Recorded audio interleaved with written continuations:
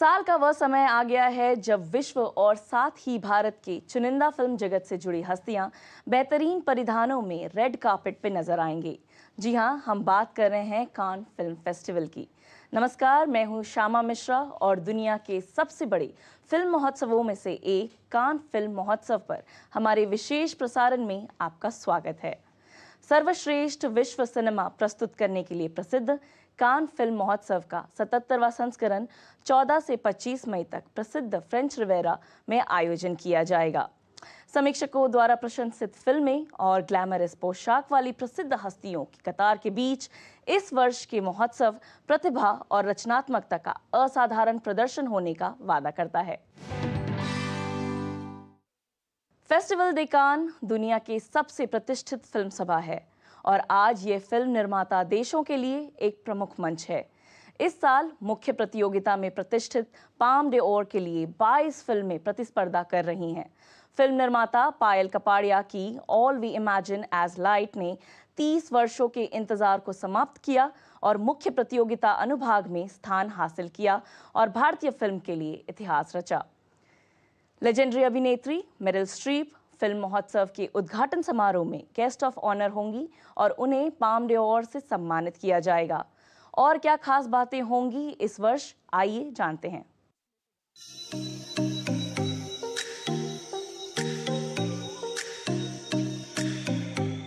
Cannes film महोत्सव का 77वां संस्करण 14 मई से 25 मई तक आयोजित होने जा रहा है।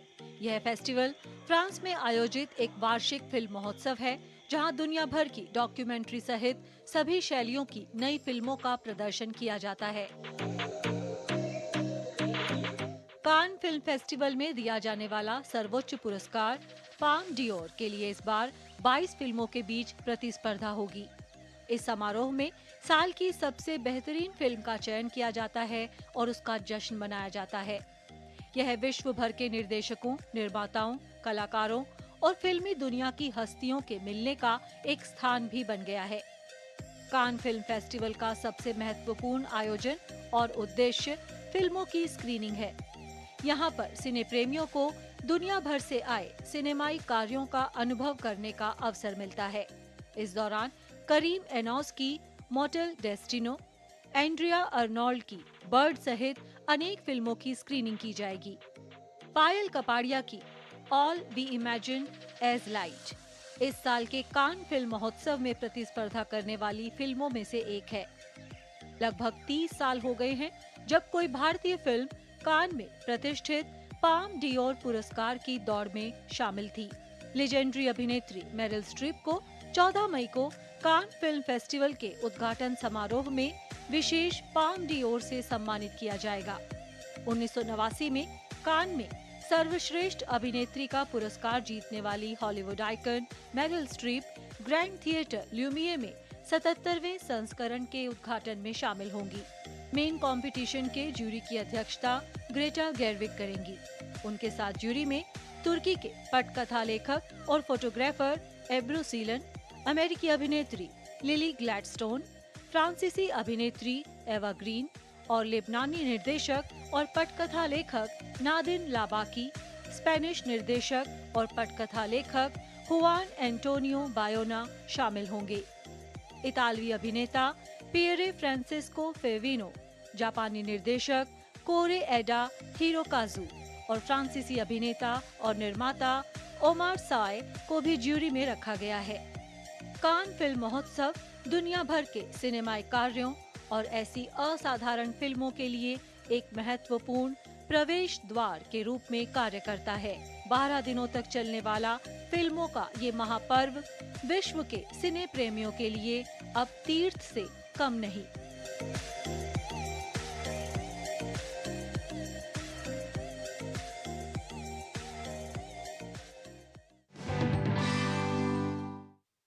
दुनिया के प्रतिष्ठित फिल्म समारोह में से एक 77वां कान फिल्म महोत्सव भारतीय सिनेमा के लिए भी ऐतिहासिक होगा, क्योंकि देश की फिल्मों में से एक विविध श्रृंखला वैश्विक मंच पर धूम मचाने वाली है।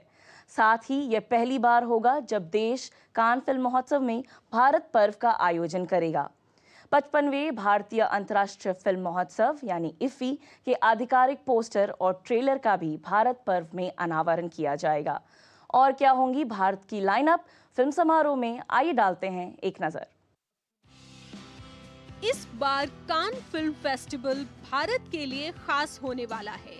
14 से 25 मई तक फ्रांस में आयोजित होने वाले 77वें कान फिल्म फेस्टिवल में खास तौर पर भारत पर्व का आयोजन होगा। कान में भारतीय फिल्म इंडस्ट्री के सदस्य देश की क्रिएटिव इकोनॉमी को दुनिया के सामने पेश करने का काम करेंगे। ये पहली बार होगा जब देश कान फिल्म महोत्सव में भारत पर्व का आयोजन करेगा। इस दौरान गोवा में आयोजित होने वाले 55वें भारत अंतर्राष्ट्रीय फिल्म महोत्सव के आधिकारिक पोस्टर और ट्रेलर का अनावरण किया जाएगा। 108 विलेज इंटरनेशनल रिवेरा में भारत पवेलियन का उद्घाटन 15 मई को प्रतिष्ठित फिल्मी हस्तियों की उपस्थिति में किया जाएगा। भारत पवेलियन का नाम इस वर्ष की थीम क्रिएटिव इन इंडिया को चित्रित करने के लिए सूत्रधार रखा गया है। पायल कपाड़िया की all we imagine as light दर्शकों को आकर्षित करने और प्रतिष्ठित फिल्म पाल्म डी ओर के लिए प्रतिस्पर्धा करने के लिए तैयार है। यह एक महत्वपूर्ण मील का पत्थर है क्योंकि भारतीय एंट्री कान फिल्म महोत्सव आधिकारिक चयन के प्रतियोगिता खंड में 3 दशकों के बाद हुई है। भारतीय फिल्म और टेलीविजन संस्थान के छात्र की film sunflowers were first ones to know को ला सिनेमा प्रतिस्पर्धी खंड में चुना गया है। श्याम बेनेगल की मंथन अमूल डेयरी सहकारी आंदोलन पर केंद्रित एक फिल्म क्लासेस सैंक्शन में प्रस्तुत की जाएगी। राष्ट्रीय पुरस्कार विजेता सिनेमेटोग्राफर संतोष सिवन को कान फिल्म महोत्सव में प्रतिष्ठित पियर अजेन्यू ट्रिब्यूट दिया जाएगा। इस मौके पर वो कान के प्रतिनिधियों के लिए एक मास्टर क्लास भी देंगे। कान फिल्म महोत्सव और मार्शेडू फिल्म में भारत की भागीदारी देश के विविध और जीवन से परिपूर्ण फिल्मोद्योग और वैश्विक सिनेमा समुदाय के साथ इसके बढ़ते जुड़ाव को रेखांकित करती है। कान फिल्म महोत्सव भारत के लिहाज से कितना महत्वपूर्ण है, कैसे 30 वर्षों में इसके ट्रेंड्स बदले हैं, इस पर चर्चा करने के लिए हमारे साथ 2 एक्सपर्ट जुड़ रहे हैं। स्टूडियो में स्वागत है चैतन्य प्रसाद का। फिल्मों और उनसे जुड़ी पहलुओं के ज्ञान का अपार भंडार हैं चैतन्य प्रसाद। भारत के प्रतिष्ठित इफ्फी भारतीय अंतर्राष्ट्रीय फिल्म समारोह के फेस्टिवल डायरेक्टर रह चुके हैं। हमारे साथ असीम छाबड़ा भी जुड़ रहे हैं वर्चुअली। असीम छाबड़ा एक फिल्म पत्रकार, स्वतंत्र लेखक, फिल्म फेस्टिवल प्रोग्रामर हैं। उन्होंने इरफान खान, प्रियंका चोपड़ा, शशि कपूर की बायोग्राफीज प्रकाशित की है। वह New York times, the Boston globe, Philadelphia inquirer और अन्य अंतर्राष्ट्रीय प्रकाशनों के लिए भी लिखते हैं। वह इंडो अमेरिकन आर्ट्स काउंसिल द्वारा आयोजित न्यूयॉर्क इंडियन फिल्म फेस्टिवल के फेस्टिवल डायरेक्टर भी है। असीम जी, आपका स्वागत है डीडी न्यूज़ पर। चैतन्य जी, आपसे मैं शुरुआत करना चाहूँगी। सबसे पहले तो हम ये जानना चाहेंगे, जिस तरीके से हम आपके टर्म्स में अगर कहें तो जुगलबंदी कैसे देख रहे हैं आप कि भारत के लिए एक platform Cannes film festival provide करता है और साथ ही कान फिल्म फेस्टिवल के लिए भी भारत कितना फ़ायदेमंद है? शुक्रिया ये पूछने के लिए। ये 2 वे कम्युनिकेशन है। एक है फेस्टिवल प्लेटफॉर्म और एक है देश जहाँ क्रिएटिविटी अनलिमिटेड रहती है। भारत का जो आज रूप रेखा है सिनेमा द्वारा, वो इतना डाइवर्स है, इतना इंटेंस है, इतना इंटीग्रेटेड है, क्योंकि मीडिया एंड एंटरटेनमेंट इंडस्ट्री आज के तारीख में एक शो स्टॉपर परफॉर्मेंस पर है।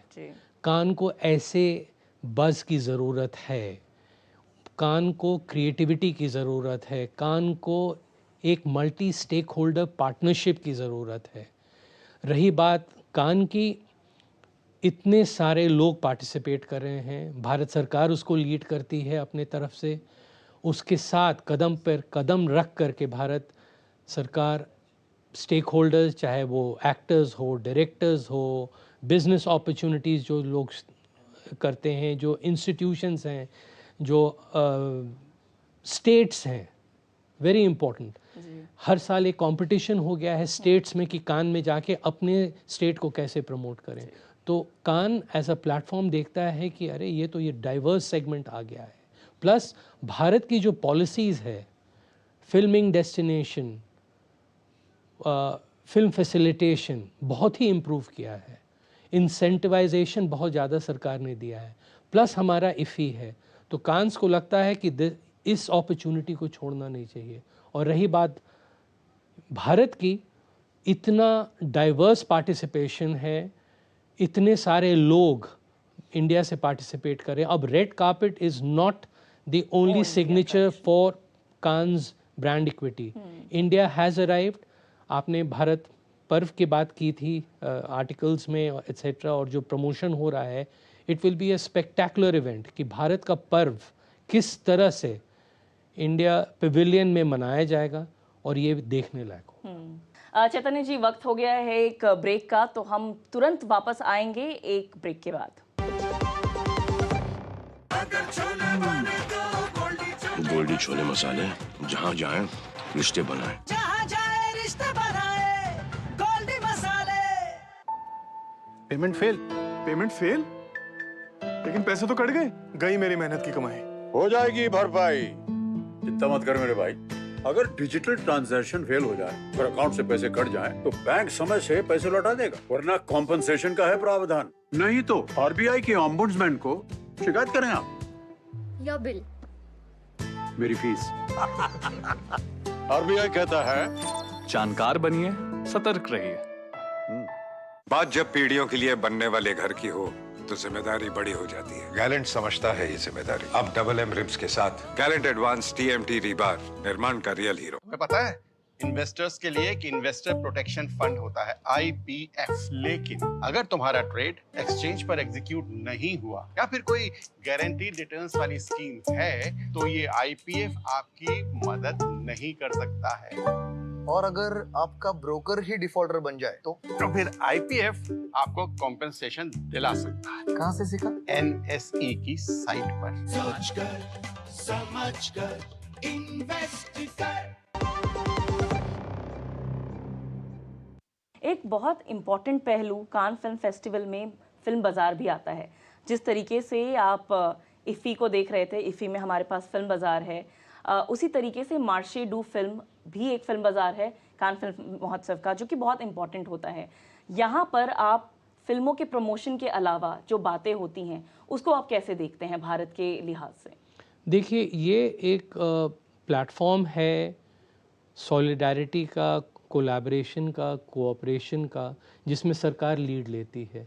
सरकार के बहुत सारे पॉलिसीज़ पिछले कई सालों से बने हैं जो फिल्म फ्रेंडली इनिशिएटिव्स रहे हैं, और ये डोमेस्टिक नहीं है सिर्फ, ये एक्सटर्नल भी होता है।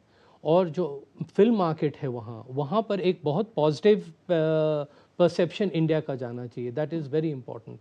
वो पॉजिटिव परसेप्शन क्योंकि सरकार लीड करती है, और सरकार अकेले नहीं लीड करती है, सारे स्टेक होल्डर्स मिल के करते हैं। एक न्यू बिजनेस अपॉर्चुनिटी आती है, न्यू बिजनेस पार्टनरशिप होता है, और वहाँ के जो लोग आते हैं, हर फिल्म फेस्टिवल सारी दुनिया में, चाहे वो बर्लिन हो, टोरंटो हो, ये एक बहुत बड़ा हब बन गया है। और आपको अब याद होगा जब प्रधानमंत्री ने कुछ साल पहले, जब हमारा फ्रांस के साथ स्पेशल ये हुआ था, हमारा कमेमोरेशन हुआ था उनके इंडिपेंडेंस का 75th ईयर में, प्राइम मिनिस्टर सर ने कहा था कि it is his dream that India should be a content hub of the world. तो content hub of the world अगर हमारा ऑब्जेक्टिव है, और ये जो फिल्म बाजार मार्शे डू जो आपने बात की, what better place to present and promote it. और रही बात, ये सारा एक इंटीग्रेटेड रूट होता है जहाँ सरकार आगे रहती है, उसके साथ सारे स्टेक होल्डर्स खड़े रहते हैं। New business models, new initiatives, और film promotion, film in friendly country, policies that are friendly, promoting film investment in India, वो सारी चीज़ लेके आती है। तो इस तरह से ये बहुत इम्पोर्टेंट है, और ये नए लोगों को इंथ्यूज़ करता है, इंस्पायर करता है कि वो किस तरह से आगे लेके सारा प्रोसेस लेके जाए। चलिए असीम जी, मैं आपके पास आना चाहूँगी। कंपटीशन सेक्शन जो होता है वो सबसे बड़ा सेक्शन कैटेगरी माना जाता है कान फिल्म महोत्सव में, या कोई भी जो बड़े फिल्म महोत्सव होते हैं उनमें। 30 वर्षों का एक सूखा जो था वो अंत हुआ है। पायल कपाड़िया की मूवी सिलेक्ट हुई है, all we imagine as light. कैसे देखते हैं आप इस सिलेक्शन को, और साथ ही भारत के, जिस तरीके से चैतन्य जी भी बता रहे थे कि इतने वर्षों में बहुत अच्छी अच्छी मूवीज भी बनी हैं, लेकिन आज जाके ये सिलेक्शन हुआ है, किस तरीके से आप पूरी एक डेवलपमेंट को देखते हैं? तो मेन कंपटीशन में हाँ 30 साल के बाद हुआ है। 30 साल पहले शाहजी करुण की फिल्म दिखाई गई थी, लेकिन कांस में वैसे इंडियन फिल्म दिखाई जाती है। तो कान में काफी सारे और भी सेक्शंस हैं, डायरेक्टर्स फोर्टनाइट है, सर्टेन रिगार्ड है, क्रिटिक्स वीक है, तो काफी सारी लंच बॉक्स थी, गुनीत मोंगा ने प्रोड्यूस करी, अनुराग कश्यप ने प्रोड्यूस करी, गैंग्स ऑफ वासेपुर, काफी फिल्में जा चुकी है। हाँ, लेकिन मेन कंपटीशन जब सबसे प्रेस्टिजियस, इनफैक्ट वर्ल्ड में सबसे प्रेस्टिजियस जो कंपटीशन है वो कांस का है। तो उधर पायल कपाड़िया की she is young new film maker, film and television institute की ग्रेजुएट है, तो उन्होंने एक फिल्म बनाई है all we imagine as light. और एक्चुअली 3 साल पहले उनकी एक और फीचर डॉक्यूमेंट्री फिल्म थी, नाइट ऑफ नोइंग नथिंग, जिसको कि टॉप डॉक्यूमेंट्री अवार्ड मिला था। तो इसलिए पायल कपाड़ी का नाम काफी जाना पहचाना था, और उससे पहले उन्होंने 2-3 शॉर्ट भी बनाई हैं। तो बहुत ही रिमार्केबल, कमाल की बात है। पर ये भी पहचानना पड़ेगा कि है तो Payal Kapadia Indian, I am sure she is an Indian citizen, पर ये प्रैक्टिकली फ्रेंच प्रोडक्शन है। तो कोई भी फिल्म कांस और स्पेशली मेन बर्लिन वगैरह फिल्म फेस्टिवल्स के जाने के लिए को प्रोडक्शन बड़ी इंपॉर्टेंट होती है। यूरोपियन को प्रोडक्शन, स्पेशली अमेरिकन या एशियन को प्रोडक्शन, फाइनेंसिंग वगैरह, वो बहुत इंपॉर्टेंट होती है। उससे कांस के जो प्रोग्रामर्स हैं ज्यादा ध्यान भी रखते हैं। लेकिन खैर आई एम वेरी हैप्पी कि पायल के उसका ट्रेलर रिलीज हुआ है, उसमें कानी कुसरुती, वंडरफुल एक्ट्रेस, अभी रिसेंटली सनडांस में गर्ल्स विल बी गर्ल्स दिखाई गई थी, which one the audience award, तो कानी उसमें भी थी। तो आई एम एक्साइटेड। पर इसके अलावा टोटल में the great thing is not just के कंपटीशन में है, there are 7 Indian films in Cannes this year. तो उनके बारे में जल्दी से बताता हूँ। एक करण कंधारी है, उसने डायरेक्टर फोर्टनाइट, उसकी फिल्म है मिडनाइट सिस्टर, जिसमें राधिका आप्टे है।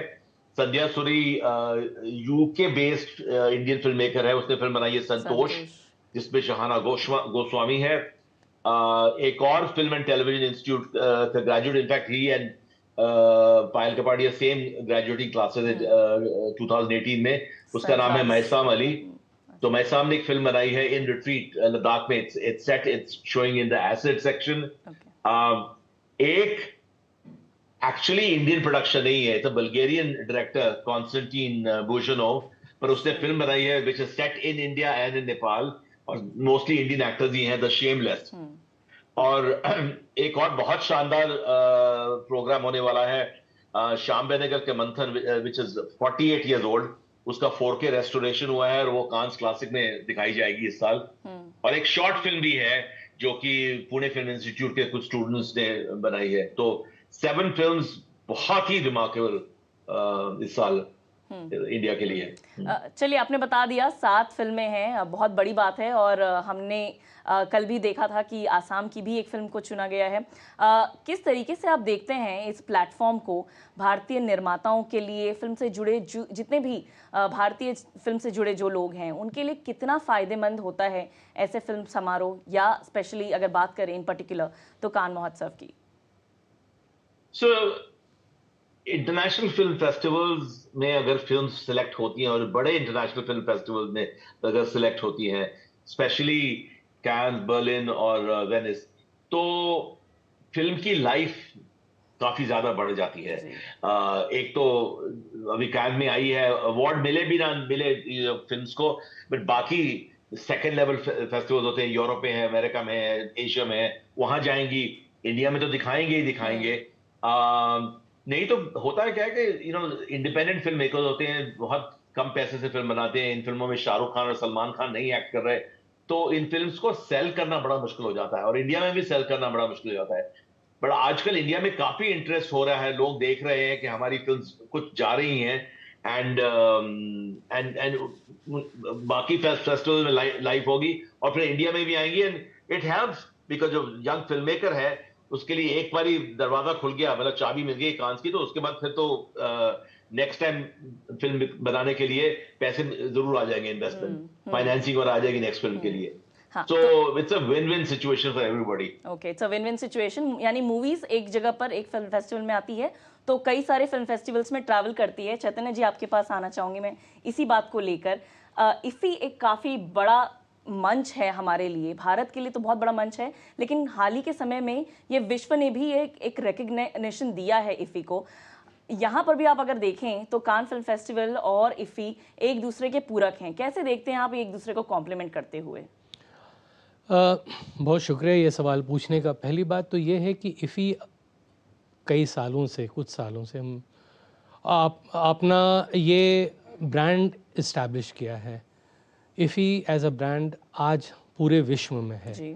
जो सबसे बड़ी बात मैं आपको बताना चाहूँगा कि जब कोविड हुआ था तो इफ़ी ने पहला introduction of a hybrid festival दिया था 2021 में। 2021 में 2 एडिशंस हुए थे जिसमें इफ़ी ने हाइब्रिड फेस्टिवल किया था जनवरी 2021 में जी। इफ़ी पहला इंटरनेशनल फिल्म फेस्टिवल था जहां हाइब्रिड मॉडल अडॉप्ट किया गया था। वो हाइब्रिड मॉडल सारे अदर प्रोमिनेंट फेस्टिवल्स ने लिया, तो ये हमारे लिए तो, भारत के लिए तो बहुत गर्व की बात है। और जो मैंने कहा, जो फिल्म इफ़ी में दिखाई गई वो जाके ऑस्कर में best film foreign film category में जीता है।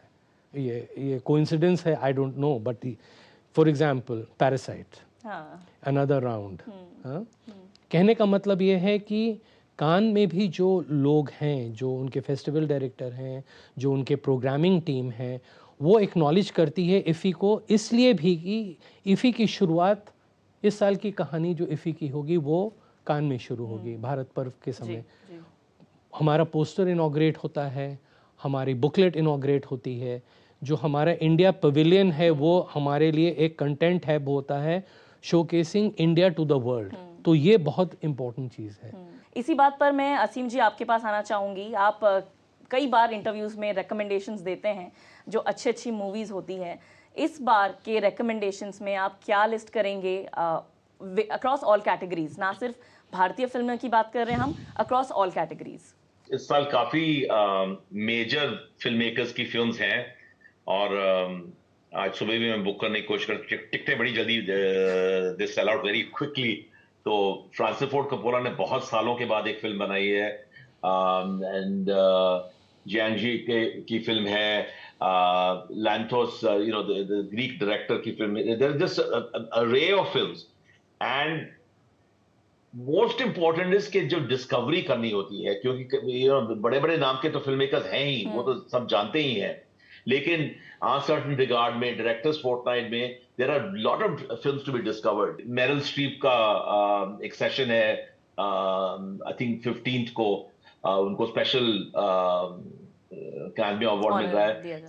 संतोष शिवम का एक मास्टर क्लास है, उनको भी एक अवार्ड मिल रहा है। कांस में एक बीच पे हर रात को एक फिल्म दिखाते हैं। रेस्टोर्ड फिल्म बड़ी सारी दिखा रहे हैं। मंथन की मैंने बात करी थी, कुरोसावा की 7 सामुराई रेस्टोर्ड है, एबल गांस की साइलेंट फिल्म है 4 घंटे की नेपोलियन, वो भी दिखा रहे हैं। तो एक बहुत यूनिक मौका होता है ऐसे फेस्टिवल में अगर जाए तो, and people should try and taste different things. मतलब जिस तरह से एक बहुत बड़ा सा बुफे कह लीजिए, तो सब कुछ ट्राई करना चाहिए। हमसे बात करने के लिए धन्यवाद असीम जी। चैतन्य जी आपका भी बात करने के लिए हमसे धन्यवाद। तो चर्चा को यहीं समाप्त करते हैं और आप दूरदर्शन के साथ बने रहिए, क्योंकि हम आपको डायरेक्ट लाइव अपडेट्स देंगे कान फिल्म महोत्सव से, क्योंकि हम ग्राउंड जीरो से आपको पल पल की खबर बताते रहेंगे। तो जुड़े रहिए हमारे साथ 14 से 25 मई तक, क्योंकि हम आपको देंगे जो कान में हो रहा है उसकी पल पल की खबर। नमस्कार।